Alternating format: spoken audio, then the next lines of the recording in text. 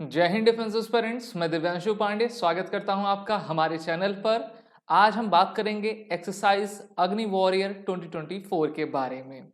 ये एक्सरसाइज भारत की एक सबसे इम्पॉर्टेंट एक्सरसाइज में से एक है, जिसको भारत और सिंगापुर के बीच में कंडक्ट किया जा रहा है। तो इससे इम्पॉर्टेंट क्वेश्चंस और भारत और सिंगापुर के रिलेशंस क्या हैं, इन सभी को हम इस सेशन में जानेंगे। शुरुआत करते हैं इस वीडियो की। तो देखिए, भारत हर साल सभी अपने फ्रेंडली फॉरेन कंट्रीज के साथ बायलैटरल मल्टीनेशनल एक्सरसाइज कंडक्ट करता है। तो इस बार 13th एडिशन की अग्नि वॉरियर एक्सरसाइज इंडियन आर्मी और सिंगापुर की आर्म फोर्सेस के बीच में कंडक्ट किया जा रहा है।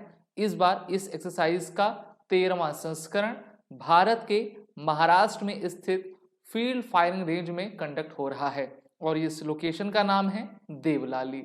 देवलाली जगह को ही अग्नि वॉरियर एक्सरसाइज के लिए क्यों चुना गया है, तो इसको हम जानेंगे।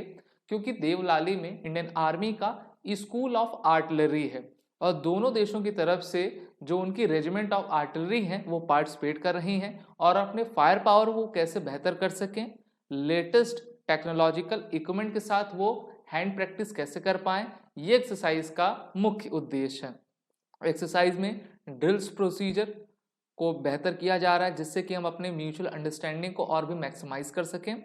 यूनाइटेड नेशंस के चैप्टर 7 में जितनी बातें लिखी गई हैं उसको हम कैसे इंप्लीमेंट कर सकें, इस पर भी दोनों देशों का प्रयास है।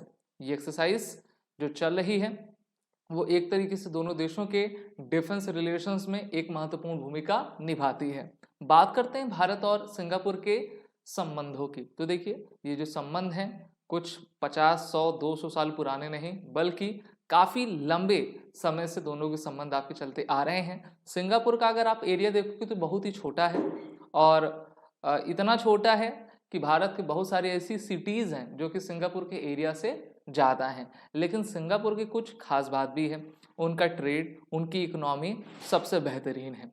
और अगर बात करें, the more modern relationship is attributed to the sir Stamford Raffles who in 1819 established a trading station in Singapore on the route of the Straits of Malacca। Singapore के जस्ट बगल में आप देखोगे स्टेट ऑफ मलक्का है और state of Malacca के through ही world का सबसे अधिक जो है व्यापार होकर गुजरता है। Which later became a crown colony and govern from Kolkata till 1867। तो सोच लीजिए, ब्रिटिश इंडिया कंपनी ने इसको अपनी क्राउन कॉलोनी बना लिया। कोलकाता से जो है इसको आपका गवर्न 1867 तक आपका किया जाता रहा है। After independence Bharat was one of the first countries to recognise Singapore in 1965। तो जो स्वतंत्रता मिल रही थी अगर हम देखें तो 1945 से लेकर 65 तक अधिकतर देशों को मिल चुकी थी, जिसमें सिंगापुर भी आपका था। तो भारत वो पहला देश बना जिसके द्वारा जो सिंगापुर को रिकॉग्नाइज किया गया और भारत ने अपने डिप्लोमेटिक रिलेशंस को बनाना स्टार्ट कर दिया। इस मैप पर आप देख पा रहे हो कि ये मलेशिया है। मलेशिया के साउथ में आपको सिंगापुर दिखेगा। सिंगापुर सिटी इनकी कैपिटल है और इनके जस्ट आपके साउथ में जो है साउथ चाइना सी भी सी का इलाका आ जाता है। Singapore is among India's largest trade and investment partner in ASEAN। ASEAN का full form association of south east Asian nation है, जिसमें Bharat as a dialogue partner आपका कार्य किया करता है। Which accounted for 27.3% of overall trade with in ASEAN in 21 and 22। Singapore is also the leading source of FDI into Bharat. Bharat में जो सबसे अधिक एफडीआई आती है, अगर आप कुछ चुनिंदा देशों को देखोगे उसमें अमेरिका है, उसमें आपका ये सिंगापुर भी है। टॉप 3 की मैं बात कर रहा हूँ। The comprehensive economic cooperation agreement between Bharat and Singapore was sign in 2005, जिससे कि हम दोनों देश एक बेहतर ट्रेड कर पाए और फ्री ट्रेड एग्रीमेंट के कुछ अंश भी दोनों में आपके लागू हो पाए।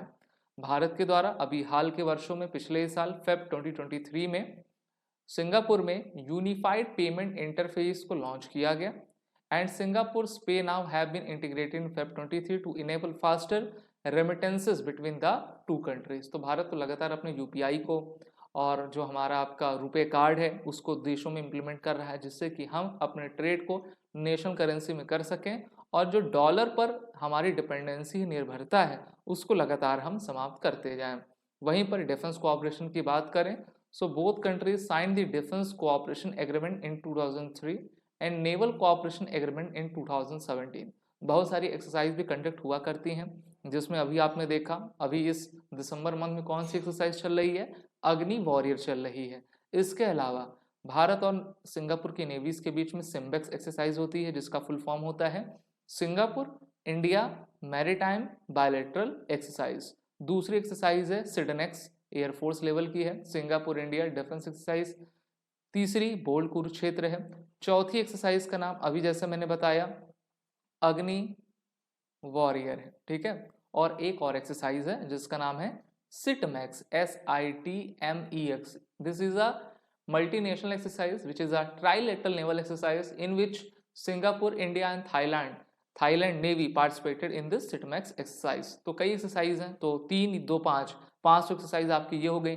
मिलन में भी हम इनको बुला ही लेते हैं, तो रिलेशंस काफ़ी अच्छे हैं और दोनों देशों का संबंध भी बेहतर है। अगर आप देखोगे ये भारत है और ये आपका सिंगापुर है, ठीक है। इसी तरफ आपका स्ट्रेट ऑफ मलक्का आ जाता है, जिसके थ्रू सभी लोग साउथ चाइना सी की तरफ जाते हैं और अपना व्यापार किया करते हैं।